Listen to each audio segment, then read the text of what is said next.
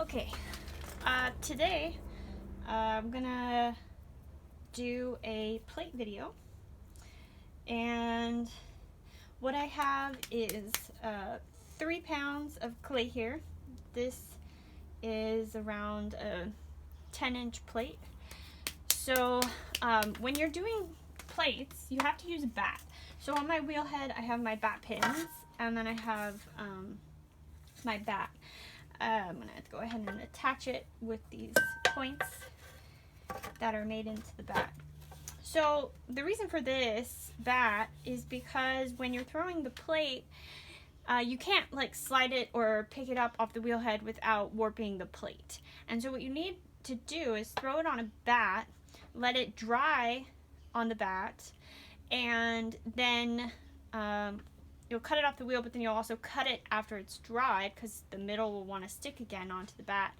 And then you can go ahead and flip it so that your plate doesn't warp, and your plate you can take off and you can let it dry in its shape on these bats.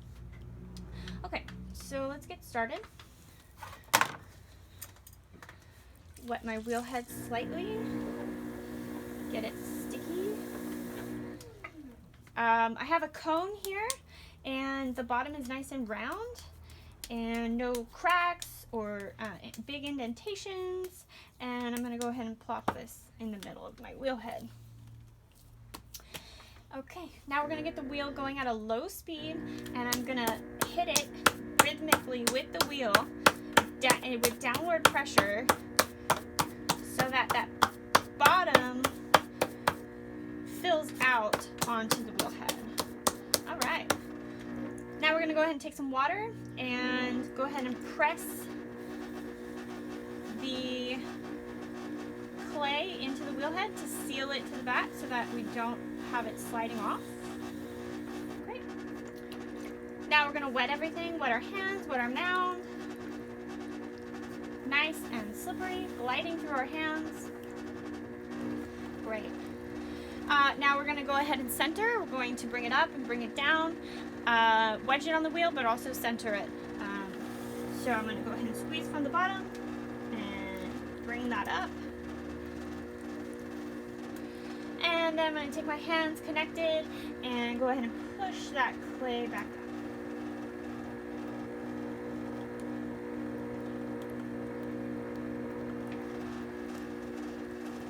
A good way to know if you need more water is if it is not shiny anymore. Go ahead and add that water.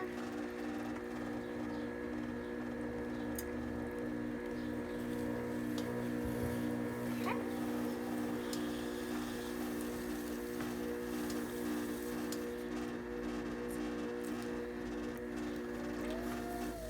I'm going to go ahead and bring it up again.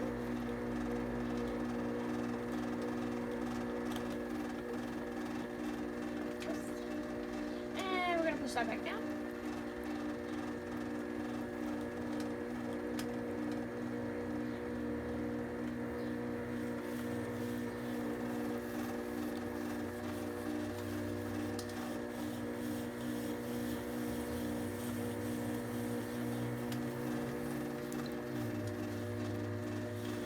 Do it again.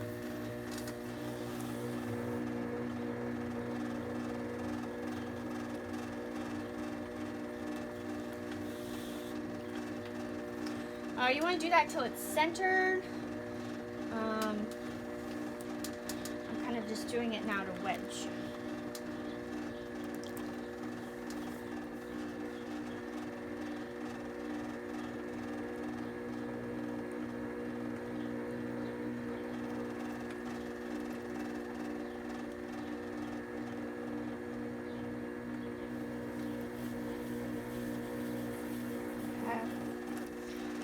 So we got it pretty centered, and I think we're pretty good right now to go ahead and start the next step. So for our plates, we need a very wide mound. So what we're going to do is on our hand here, this side of our palm is perfect to start to shape that middle of the plate and drag out from the center and pull that mound out so it's quite wide for the bottom of our plate. So that's what we're going to do now. We're going to go ahead and start pushing out this mound, still supporting it on the side so that we have that wide plate like we're looking for. So I'm going to push more with the top hand and less with that side hand, but I'm still going to support my mound with that side hand and start to push that plate out.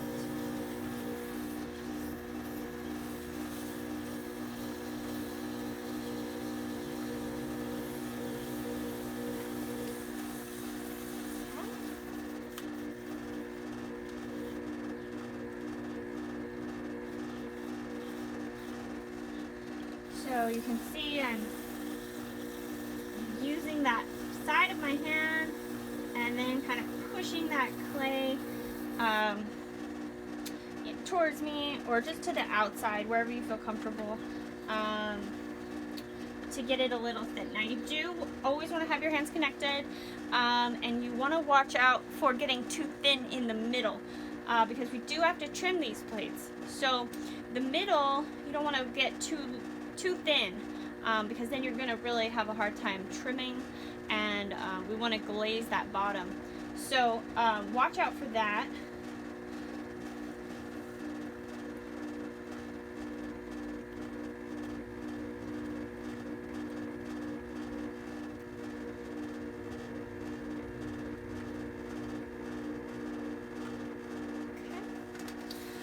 It's good to have a ruler or a set of calipers so that you can kind of check where you're at.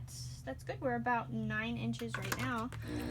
But I've thrown 2 other plates before this, and that let me know that that's about right where we want to be right now. So on the side, we have a little bit of a lip coming on. That's perfect. We want to keep that.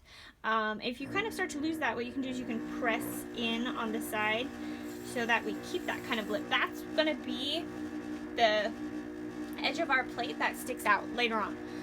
But what we want to do now is we want to focus in on this curve in the middle.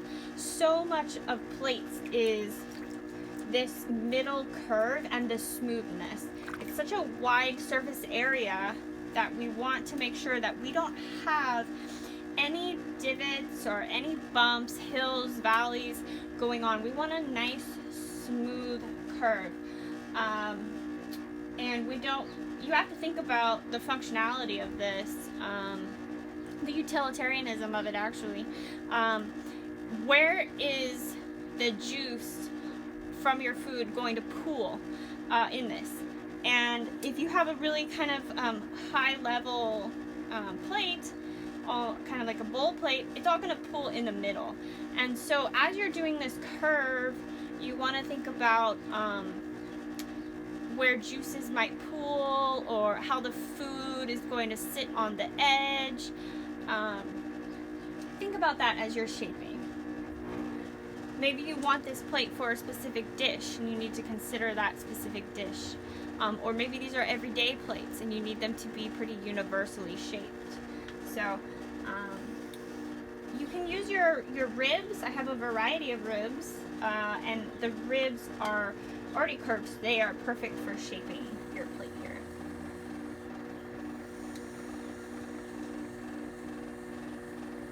You can start on the outside and work your way in. You can start in the inside and work your way out.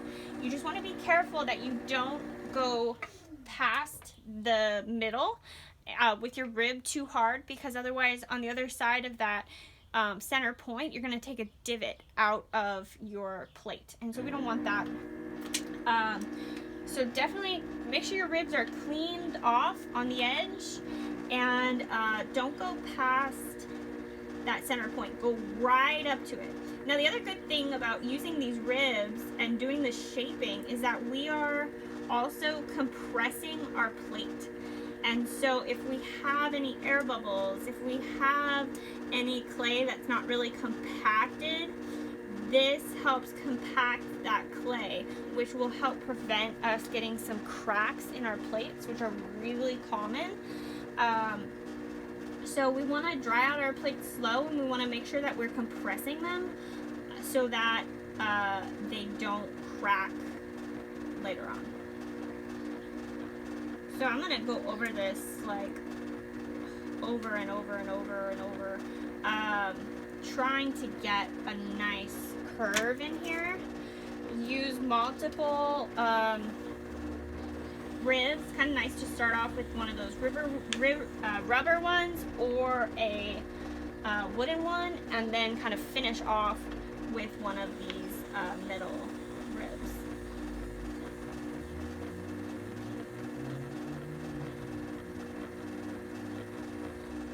And as you get it more into the shape, you can press lighter with your tool so that once you kind of get that shape, you're just refining more and more.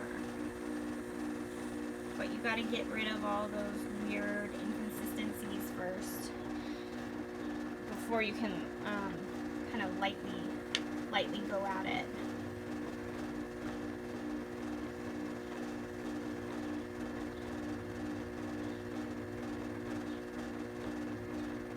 The middle is tricky because you want it to be as smooth as possible there. You want that to be most of the time the lowest point.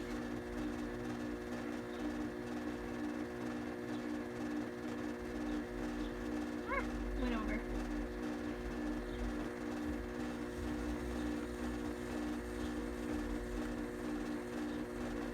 We don't have to get this all the way refined yet, because we still have to do the edge, but we want to get it really freaking close to being like where we almost want it to be, so that after we pull the sides, then we're pretty much done. Okay, so take the time here to really make sure that it has the curve, smoothness that you want. I'm still having some difficulty here in the middle because I took a divot out there. Let's see what we can do with our fingers here.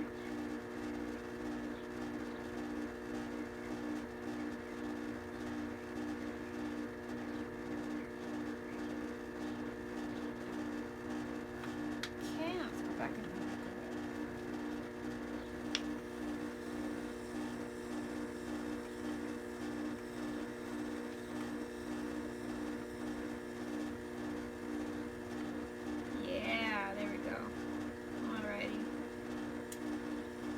Much better. Still not perfect, but better. Okay. So it's pretty smooth right now with this metal rib. And so what we're going to do now is we have to pull the sides up so that we have that hanging over edge for the plates.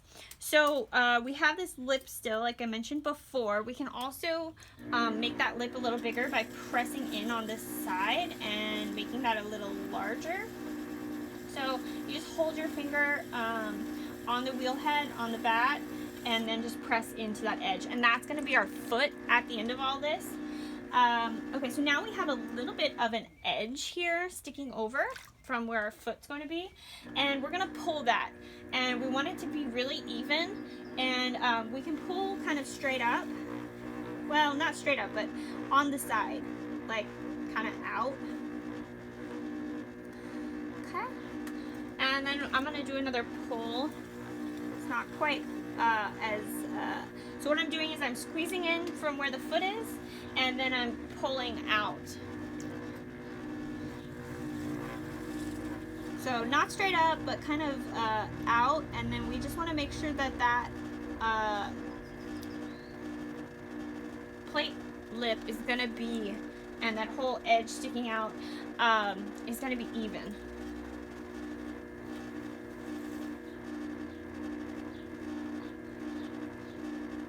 Make sure you get that the size that you want. Now we don't want the edge to be too thin. We want to keep it at a good size because that edge of our plate is going to take a lot of beating if these are going to be used a lot. So we don't want that edge to be too thin. Okay, right. So I want to remeasure here. Now what I'm doing is I'm flattening out that edge. You can see that I'm more like pulling towards the side so that I can flatten it out and not get that high edge and get more of a flat plate edge. But it's up to you. You know, it's all about your design. If you want a high edge, maybe from food falling off, go for it. You would just leave it instead of kind of dragging it out like I am now. So I'm just kind of pulling it and flattening it out here. We'll do more of that with the rib. Okay, let's do a measurement again. See if we're at 10. We're a little short. Let's, well, we do have a little bit more dragging out to do. Let's go see if we can go a little bit more here. Okay. All right. Let's go in and with our rib. It is handmade, so you're gonna get a little bit of inconsistencies between your plate, but we want to try to be as close as possible. The other thing you can use is your calipers, and you can measure the foot and also the lip of your plate if you're making a set, and compare those to your other plates. I've just been taking measurements.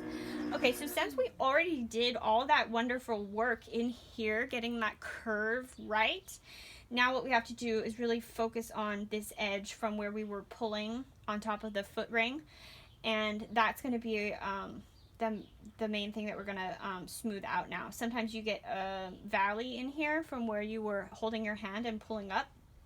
And so now with our rib tool, we're just going to smooth that out. I'm going for a light curve. And let's go ahead and do that now. Start in the middle. And then we're going to slowly work out. And then go on up. If you have a very wide big edge sticking over, you want to be careful. With plates, you actually want like a pretty wide foot and just a small edge, because if you go too long on the edge that's sticking over, it's going to be very fragile when you go to throw it. And if you're using your rib tool to flatten that curve, you want to support that that lip with your hand underneath and try to smooth out that curve. But ideally, you don't want that plate edge to hang off too much, because it's going to be very flimsy, and when you go to flip it, it's going to be not that strong. So strong plate will have not that much of an edge. Now, if it's a look that you're going for, you just want to support it with your hand underneath, and then smooth out that edge. Otherwise, the pressure on top that you're putting onto the edge is going to want to make everything collapse. And just like with bowls here, if you have a very long plate edge sticking out, then that could collapse too. So support that if you have that going on, or if you want that type of design, go ahead and support it. Okay, we're looking good. We still have a little bit of a divot over here where we did the pulling from our foot. So I just want to get that out. The middle looks pretty good. We just have a little divot right here. So we're going to work on that, and then we're going to work on getting the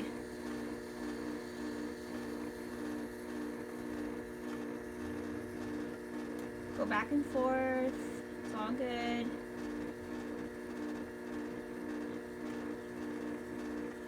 Press lighter when you are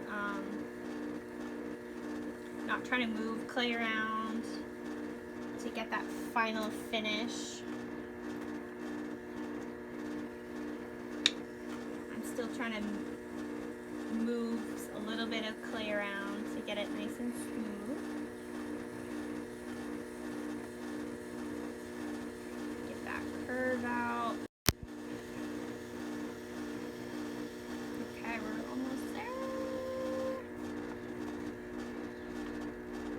with the plates, you know, you'll push on one area and then it creates another area that sticks out, and so the back and forth is really important. It just, you gotta keep it moving and keep going over it. You're gonna have a nice plate if you spend a lot of time on this.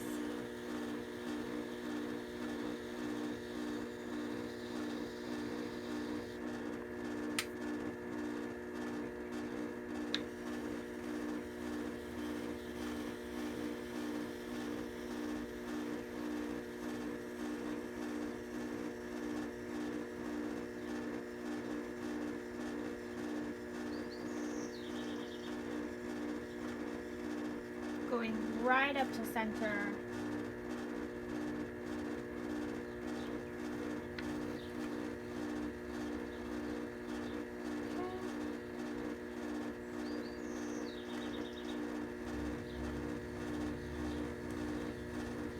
Okay, now we're pressing lighter, trying to smooth out. Beautiful. Now we're gonna get that.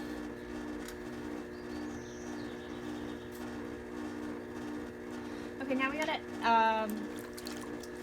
okay, but what I want to do before we finally finish that is clean up the edge. So I have a little chamois here that I'm going to hold over the edge just to make sure that that is nice and clean.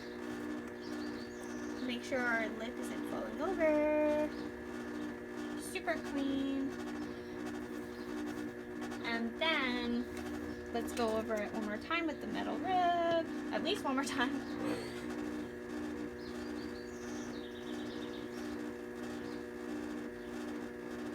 We're gonna go pretty light here. And we're gonna go all the way up. Yeah. Okay. Now we have a little bit of slip going on up here. Take that out.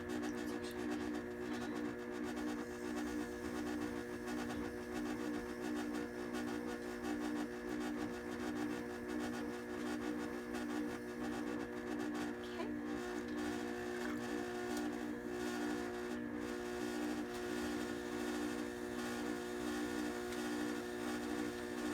There we go. Let's have a little bubble. And then we're going to go over again with the chamois.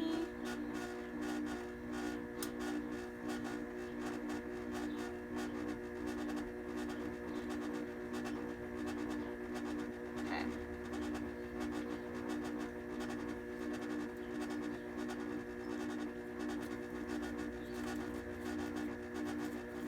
I'm gonna wet that bottom so my hand slides a little bit better. There we go. And then one more time.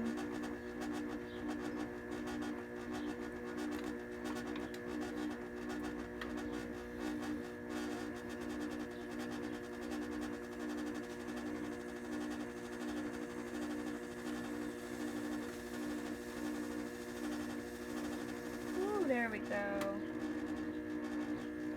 little bit of weirdness in the middle.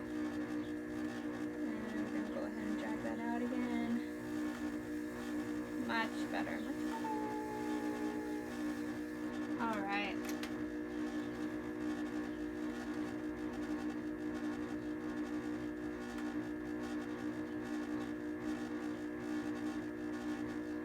Nice and smooth edge here.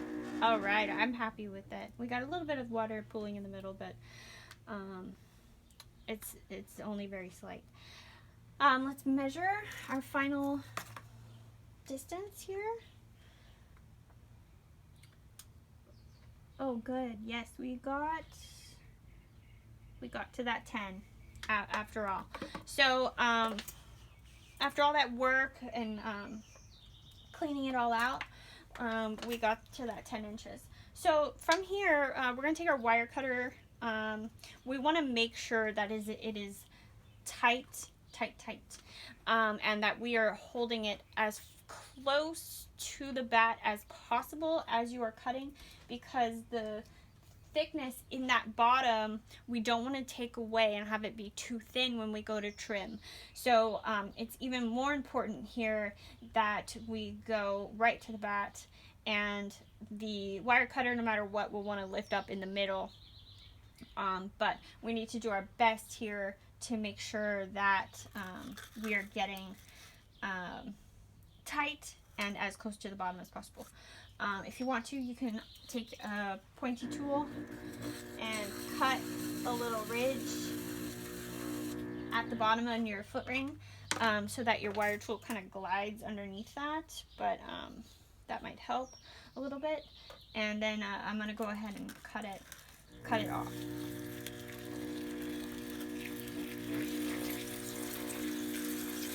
Okay, so now it's cut off. I got some little splatters. I also have a weird thing going on over here. So what I'm going to do is I'm going to take my metal rib and go over.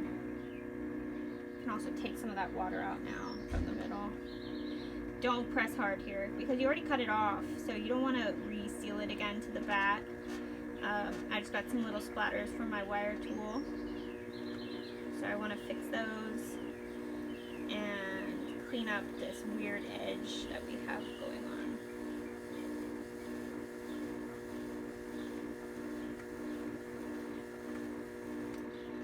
Okay, better, still there, but and we're gonna have to recut it off of the bat again before we flip it, because the weight and the water and everything will sometimes reseal it. So after it dries a little bit, then what we can do is we can go ahead and cut it again, flip it, and have this center dry out. So what happens with the plates is that because this middle area on the bottom is surrounded by all this other clay, that area doesn't want to dry very fast. And so once we have it dry, then we will go ahead and flip it, and then let that middle area dry out a little bit better, and then we can trim. So this one's good. Now we just want to wait for this one to dry, and then we'll be able to trim. So just leave it on the bat, let it dry. Once these sides hold their shape better, then you can go ahead and flip it, because the sides will then support the middle part of that. Okay, that's it. Plates.